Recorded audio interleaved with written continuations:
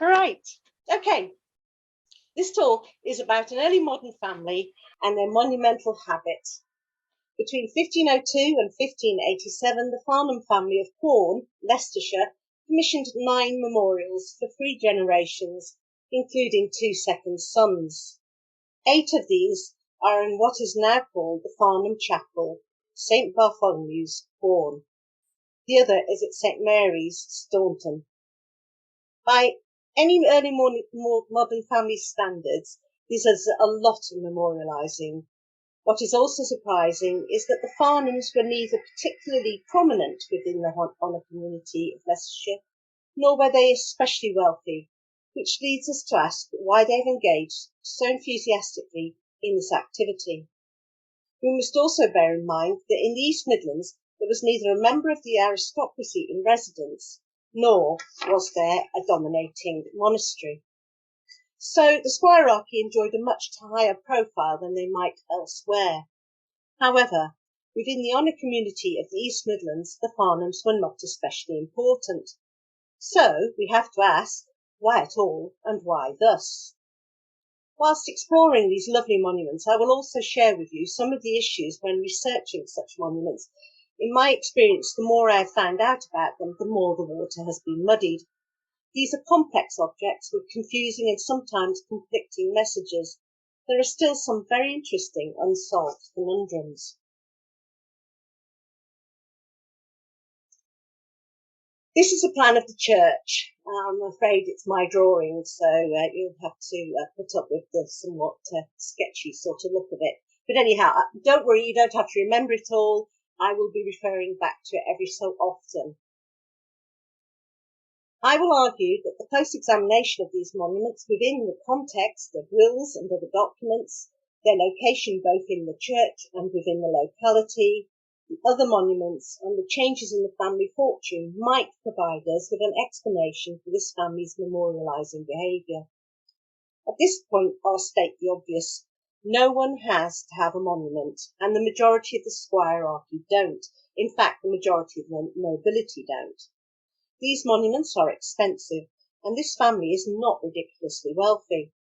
The first 4 monuments, that's 1, 2, 3 and 4 here, these 4 monuments probably cost around £20 each, which would not include the installation. One of the memorialised, Francis Farnham, at his death in 1557, has a house inventory that comes to the sum of £29.13. I think this is a useful indicator of how expensive these monuments are, and therefore how important they were to the family. It is also essential to remember that a monument is the final part of a full heraldic funeral, which often costs double the price of the monument. In many of the wills, this is confirmed with a budget for the funeral and monuments stated in the will. So a monument is the remaining symbol of a very complex and costly process. So first, a bit of background. The Farnham Chapel is one of the few remaining private chantry/family chapels. It had been built onto the Norman church in 1392 by John de Farnham, in memory of his father, Robert de Farnham. Robert had been a bit of a bad lad and had to leave England. He fought at Crecy and the siege of Calais and gave good account of himself and came back a local hero, which is a much loved and quoted family legend. Now, whatever any leaflet or book tells you, Robert de Farnham does not have a monument at Quorn, other than the chantry, of course. There has been a lot of confusion over a relief panel now in the chantry, and we'll come back to this later. There are no medieval memorials in this chantry. Evidence in the family's wills suggests that memorialising had occurred in the likes of windows, church place, and vestments. When John de Farnham and his son John Farnham died, both in 1416, the 2 wives, mother and daughter-in-law, fell out badly, leading to court cases. The family divided into 2 manors, Overhaul and Netherhall. During the early modern period, the monuments were also divided. Those from the Overhaul were in the Chantry Chapel, that's here, and those from the Netherhall are here in the north aisle.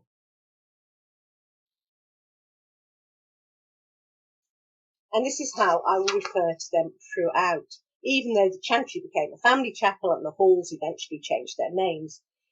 I sensed the creation of two separate spaces in the same church rather encouraged a little memorialising competition. Following a Victorian refurbishment in 1887, none of the monuments are in their original positions. All were moved into the chantry, which is here now. And during this process, one incised slab was lost and the others were removed from their chests and propped against the walls. There are other later Farnham memorials in the chapel, but we won't concern ourselves with them this time round. It is critical to remember that rarely are the monuments we see today in their original setting. We must keep in mind the peripatetic nature of monuments, which is hard because, after all, there they are in front of us, huge objects made from tons of stone. It seems crazy to think they have ever been moved, and some of them several times. And seldom are the monuments we see today how the memorialised and commissioners intended. Not only have they moved, but most have lost their colour. All would have been painted and gilded, creating a far bigger presence. Not one of the Farnham monuments is where it was intended to be or is in its original form, so we have to do some detective work. And how do I know about the original placement of these monuments? Well, I'm extremely lucky. The antiquarian John Nichols recorded the Farnham monuments both at Quorn and Staunton and many others in Leicestershire in the late 1790s, providing evidence of the monument's location 80 years prior to Quorn's major reorganisation. He also drew on much older sources, such as William Burton's 1622 description of Leicestershire. I'm also indebted to Greenhill, who recorded all the incised slabs in Leicestershire in the 1950s, of which many are now either lost or illegible. We're also fortunate in that George Farnham, a descendant and stalwart of the Leicestershire Archaeological and Historical Society, compiled and published all the wills, deeds and other documents of the Farnham family in the 1920s. So here's the first monument. This is to Thomas Farnham, died 1502, and Margaret Kingston, and they're from the Overhaul. Workshop is unknown. There is no obvious reason why Thomas and Margaret decided to break with previous family practice and felt the need to commission a monument, other than Margaret's family were very keen memorialisers. Between 1480 and 1516, the Kingston family had at least 5 monuments placed at Roseley Church, which is just up the road from Quorn. 4 have now sadly disappeared. The workshop that produced this monument is unknown. However, there are examples of their work elsewhere. It's their strange hands that is quite a good sort of signature for this workshop. And the one that is of interest to us, the one surviving one that's of interest to us, is a Kingston monument at Roseley. It looks as if Margaret brought a family tradition with her. Memorialising does appear to run in families, and they seem to pass their habit on. It would be really interesting to map out the connection between memorialising families in this area. All the monuments are of alabaster, a wonderful stone that carves easily, takes colour and gilding well, and has a soft touch, often warm, that makes it very attractive. It was also a local stone, readily available to the squirarchy of the East Midlands. The 3 quarries producing alabaster at this time, Fold, Tutbury and Chellaston, were all in South Derbyshire. Most of the alabaster men producing these monuments in this area were local, and several were in Burton-upon-Trent, which allowed transport by river.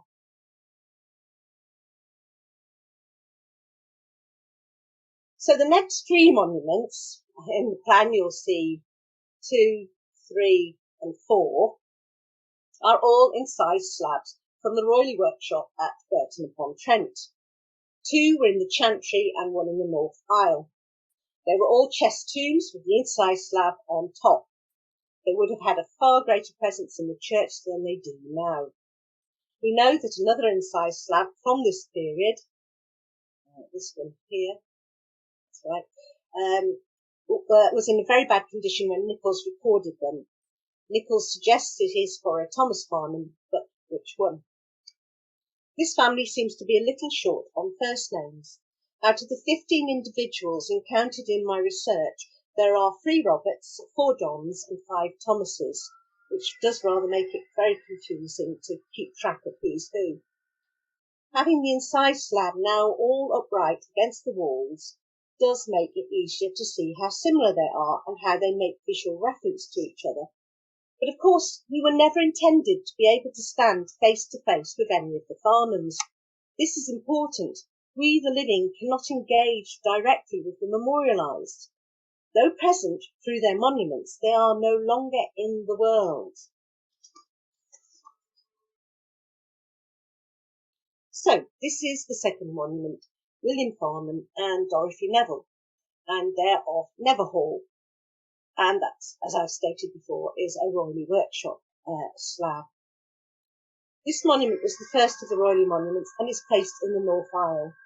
The inscription, of which you can see the bottom part down here, runs to 48 lines long. All 3 of these slabs have some of the longest inscriptions you are likely to find on any incised slab, taking up at least a third of the space on the slab. The Farnhams were a very wordy bunch.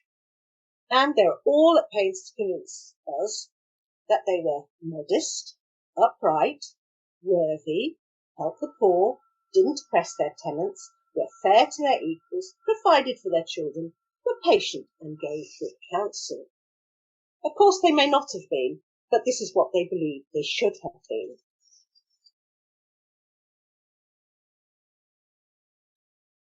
This is Monument 3, which is to Francis Farnham and Marjorie Cave, and I think you can see the similarities in the style of the monuments and the clothes they're wearing. Francis predeceased his father Robert by 4 years. It could be that both memorials were commissioned when Francis died, and having seen the Royal Monument to William in the North Aisle, they also went for the Royal Memorial. Without a contract, it is very hard to be sure when a monument was commissioned and installed. It took upwards of a year to create an alabaster monument. Some were pre-made, but others could be commissioned after the event, sort of as a job lot to create a retrospective dynastic narrative. All these options are possible. You can see that the men are no longer wearing armour. They're now wearing gowns, which suggests a shift in the role of the squirarchy.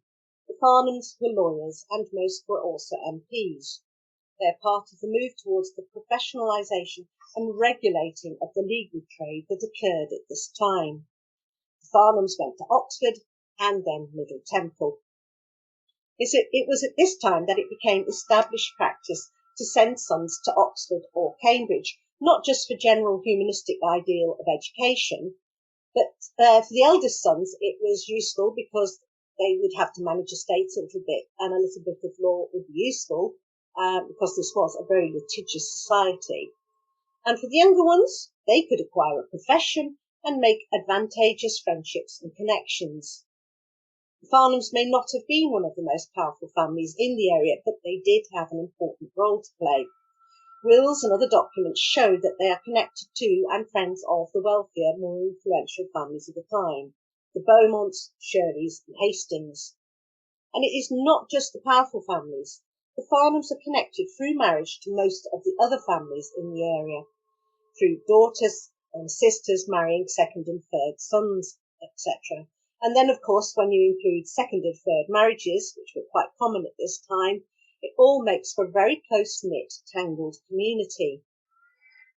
To succeed in their profession, they needed to be respected and trusted. Investment in their monuments was an investment in maintaining their status. This is the 4th monument, as you can see, the similarities again, and this is Robert Farnham.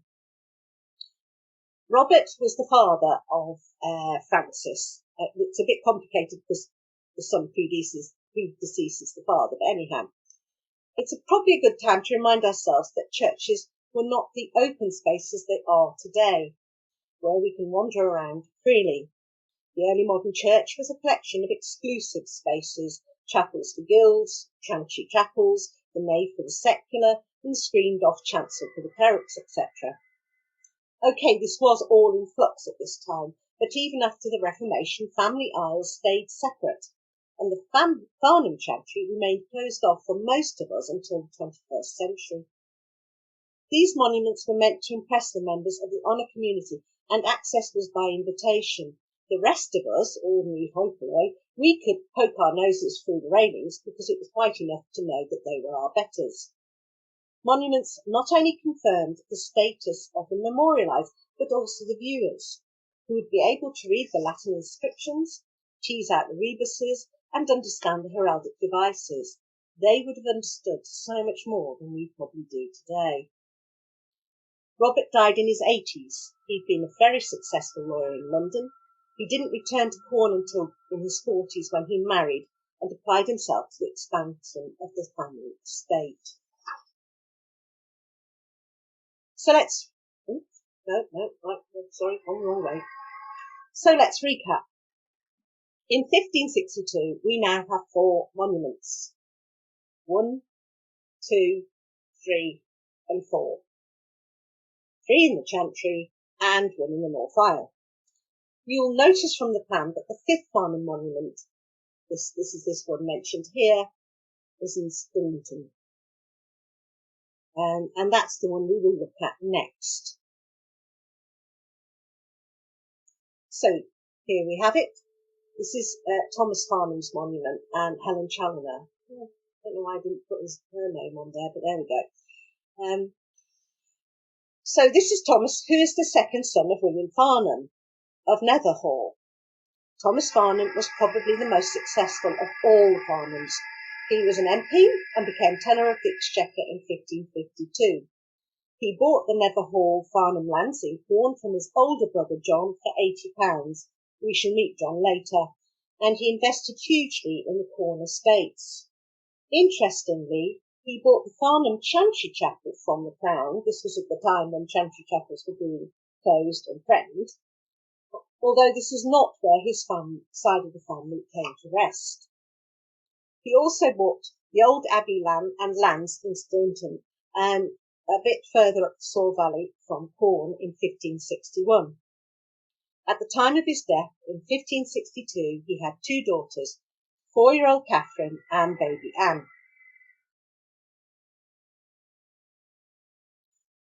In his will, he requests that my body to be buried at the discretion of my executors and supervisors, either at Farndon or at Staunton. Note, Quorn being his first choice. Thomas died relatively young, probably in his early 40s. Nobody in his family records birth dates for some reason. After bequeathing his various estates, he leaves a total of £1,000, which was in that time is a huge amount of money, in other bequests, including 42 mourning rings. The list of recipients of these rings makes very interesting reading. It's the great and the good of Leicestershire, showing his allegiances and his friendship group. In his will, he requests that Quorn is the first choice for the burial, but he ends up at Staunton. Why? So, this is another excerpt from the will. Also in consideration of the brotherly love and zeal which I bear to my well-beloved brother John Farnham, I bequeath all other lands and tenements which I have in Farndon, for the term of his natural life, the remainder after his decease to the heirs male of my body, in default to the heirs male of my said brother John Farnham, of his body. In default such issue, the remainder to my brother Matthew Farnham and his issue male. In default to my brother Robert and his issue male. In default to Thomas Farnham the younger and his issue male. Thomas obviously feels very strongly that the Quorn estate should stay in the male line. He actually lists 5 possible inheritors and their sons, including Thomas the younger, who is from the Overhaul family, which suggests a very strong attachment to Quorn. But he has not forgotten his wife and daughters. To my said dear friend Nicholas Beaumont, Esquire, £100 to be paid conditionally that he procure of the Queen the wardship of the body and lands of my daughter Catherine Farnham, and that he shall after enjoin her in marriage to his son, Thomas Beaumont, my godson, or to one of the sons of the said Nicholas, which she, the said Catherine, shall like best. Well, Catherine's 4 years old and Thomas is 10 years old. But from Catherine's own monument, which is just near her father's monument, we must surmise that she did like Thomas Beaumont, because she did marry him and they managed to have 10 children. Helen Challoner, her mother, was the sole executrix of Thomas's will, and it seems she wished to establish her daughter's position in the honour community. Catherine will be wealthy, but she won't get Quorn, and she is marrying the second Beaumont son, so she won't get the Beaumont estate. Therefore, Staunton will be their estate, and they will be starting a new dynasty. How better to launch this than to place a wonderful monument in the local church right next to the new manor house? Helen was not going to bring up Catherine, who was to be Nicholas Beaumont's ward. One gets the impression that wealthy widows are problematic at this time, so Helen is married off to Francis Saunders, who happens to be the confidant of Thomas, her dead husband, and brother-in-law of Nicholas Beaumont, which is all very neat. Sadly, Helen dies 7 years later in childbirth. And baby Anne, well, she died days after her father. So here's one of my conundrums. There's just one niggling problem with Thomas's monument. Who on earth are the young people on the sides? It was about the fourth visit to this monument before I really considered the young people on the side of the monument. Normally, these people could be either saints, beadsmen, mourners, which would be pre-Reformation, or post-Reformation. They tended to be the children of the deceased. Here there remain 2 young men in scholars' gowns and 3 young women. One side of the monument has been replaced later on, so there may have been even more. But Thomas, we know, had but 2 very young daughters. Does this suggest that the monument had been intended for someone else? During the dissolution of the monasteries, did Thomas pick up a second-hand monument? The monument has had several periods of refurbishment with the loss of several Parker features and the complete replacement of one of the sides, which we'll come back to later. So, here we go, back to Quorn. Monument 6, which was placed here, according to Nichols, has disappeared. Nichols doesn't draw it, but describes a damaged inside slab set in the floor of the chantry, which is dedicated to Thomas Farnham, died 1574, and Anne Eyre of Overhaul. Thomas was the second son of Robert, the brother of Francis, who died earlier. It is possible that this slab was also a royally slab, commissioned at the same time as his father's and following the death of his brother. It's very unusual to have a monument to a second son unless the first son has died early and the second son has had to take up the position in the family. Thomas was also a very successful lawyer and MP, and like his father, he invested in and expanded the Quorn estate. It would never be as large or as productive again. But here we have another memorial, which is a wall memorial to a Thomas Farnham, and I'll explain. I suggest that it's also to the same Thomas Farnham, who died in 1574, and his wife Anne Eyre, and I shall explain, look at why I think there's a second monument to them. Here we encounter another puzzle, as I've just said. Monuments can tell us so much and then frustratingly hold back on essential information. This is another monument dedicated to a Thomas Farnham in the chantry, and although there is a lengthy inscription, you can see there's a lengthy inscription here, they managed not to give any dates. As I've mentioned, there were 5 Thomas Farnhams in the early modern period. This monument is stylistically of a later date, but no other Thomas, other than the Thomas that I'm suggesting, fits the the period and the time that this monument suggests. The monument has always hung in the chantry chapel, and thus is for an overhaul Thomas, and the only Thomas that is known to have had 6 children, 4 sons and 2 daughters, as portrayed on the monument. There you go, you've got your 4 sons and the 2 daughters, is Thomas the Younger, as he was known. Until recently, the monument's workshop was unknown, but John Bayliss has now accredited Hargrave of Bilborough, who flourished 1580 to 1610, with both this monument and that of John Farnham, who we'll see later, as they both share stylistic similarities, and they share similarities with another monument in another part of the East Midlands that we definitely know is Hargrave's work.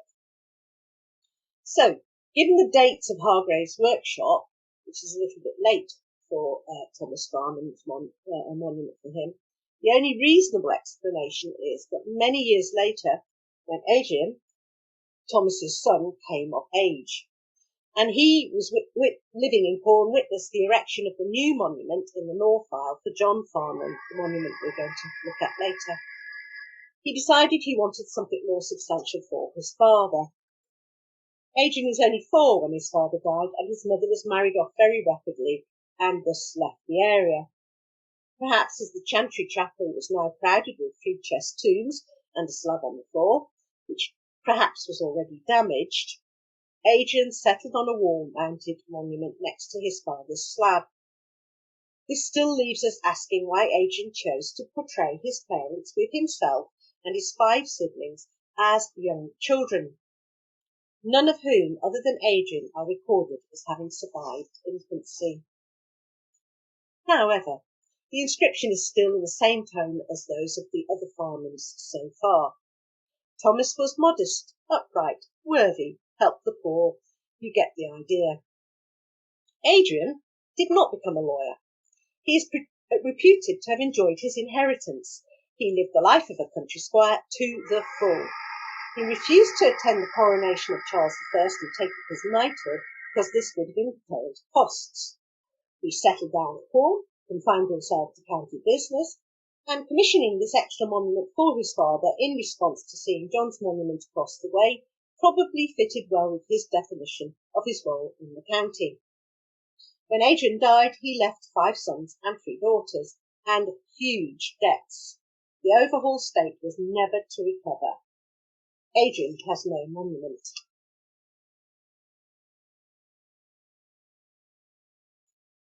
So this is John Farnham's monument and Dorothy Welland, and this was originally attributed to Epiphanius Evesham, but is now, as I've said earlier, attributed to William Hargrave. It has been very, very over-restored, sadly, and for some reason they've moved the inscription from the foot end to the head end. I don't know why that is, but that's how these things go with monuments. So he is, it's last but by no means the least. This is a splendid effigy monument for John Farnham. He was Thomas's, that's the chap at Staunton, his big brother, and his inscription is the best of all. He is not modest. We are told, John Farnham here within his tomb doth remain. If you desire to know his will with deserved praise, go ask in court what life he led, and how he spent his days. Where princes great he truly served, with whom in grace, for good conceit and pleasant wit favoured in every place. Beloved of the noblest sort, well liked of the rest. I always want to shout hurrah at the end of that, and always think of the character in Rick Mayall's character in the Blackadder series, which not very historic, but that's the sort of chap you think he is. These are also part of. This is complicated. There is this relief, which again is over restored, is sort of loose in the Chantry Chapel these days. And we were also told that John Farnham, he spent his youth, the best expense of time, he went to war. He was not a lawyer. He did not go to Oxford. He fought for Henry VIII and then became a gentleman pensioner at Elizabeth's court. She needed protection, so men able at arms who also knew how to behave in court were sought, and it seemed chaps like John were perfect. And this is certainly who the disconnected relief, in my opinion, is connected to. If you compare it here with this, this is a terrible reproduction of, there was a portrait of John Farnham which was sold years ago, and we don't know where it is now. But if you compare it, there's the battlefield at the back there, like here, and stuff like that. You can sort of see how they are connected with each other, and it would be sensible to assume this is John. This picture here shows what the panel looked like prior to the Victorian restoration. The head was actually around and was just replaced, so it's not a new head, but it was replaced. For years, the panel has been described as the 14th century monument for Robert Farnham, the bad boy who redeemed himself at Cressy and Calais in 1346. But this relief is certainly not of that period. And it must be John's. There isn't anybody else it could be, but also it fits, as I say, with his portrait. It would have been on the wall by his chess monument in the North Aisle. And probably they all got disconnected when the monuments were moved during the Victorian restoration of Quorn Church. But I think there's still, we can still understand some of the confusion, because I think it was quite deliberate that John's memorialisers, or whether it was he commissioned it himself or his wife commissioned it for him, were playing on his connection with a descendant who'd also been a successful soldier. So it's not unreasonable to get confused. Anyhow, I've already mentioned that John sold his inheritance to Thomas to fund living at court. This seems to have been a very amicable agreement, and he gets it back later, and like Thomas, is insistent in his will that the Quorn estate stays in the male line. His will reads very like his brother's will, going on down several male lines to insist that it stays in the Farnham name. Apparently, John disliked Quorn and rarely visited. He married late and stayed in London at court or on his Richmond estate. His only child was a daughter, Dorothy, and she inherited his Richmond estate in Surrey, where she and her mother had monuments. I believe the monuments were in the local church at Richmond. I've never been down there to see this, but I think they were destroyed during the Second World War. Worth mentioning is that in his choices of possible burial sites, his second choice after Quorn was to be buried with his friends, Walter Haddon, who was also another mate of his brother's, who was a doctor of law, and Nicholas Beaumont, the guy who's got the wardship of his niece, and their choice for burial was to be buried together in Christchurch within Newgate, but none of them, I don't think it certainly didn't happen for John, and I don't think it happened for the other two. So let's return very briefly to Stonington. Here lies the remains of Thomas Farnham, Esquire. This is an inscription on the side of the monument, along here. And this was put here in 1739. For although this monument was 16th century, it still had a role to play. The descendants of Catherine and Nicholas Beaumont continued to fill the North Aisle in their church with memorials until the family hit an hiatus in 1737. Sir George Beaumont died unmarried.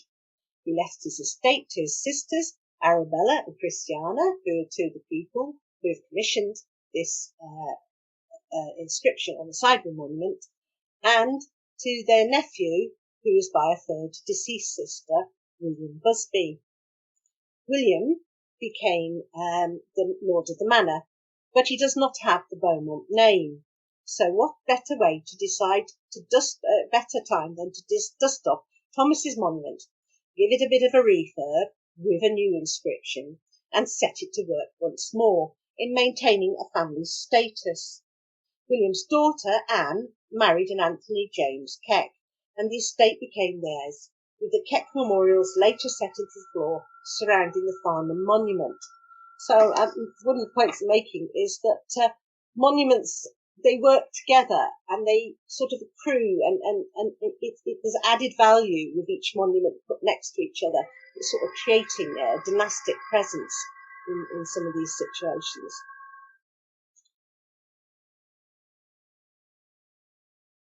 Anyhow, in conclusion, by the end of the 16th century, Quorn Church had 8 monuments to the Farnhams, 5 to the Overhaul family in the Chantry, and 3 to the Netherhall family in the North Isle. They had also started a series of memorialising in Staunton. The Farnhams didn't have to memorialise. They could well have saved themselves a lot of expense. They showed no great drive to climb up the hierarchy, nor do they compete for prestigious positions in the community, but they are involved actively with both local and national politics and administration. They obviously have pride in their status and estate, and went to some lengths to ensure it stayed in the Farnham name, which it did up until the 1930s.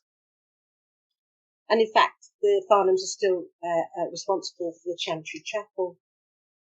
There are what people like to call an old family. I mean, we're all old families, but in this situation, they call themselves an old family with a pedigree, and an effective way to make sure this is not overlooked is to engage in some memorialising activity.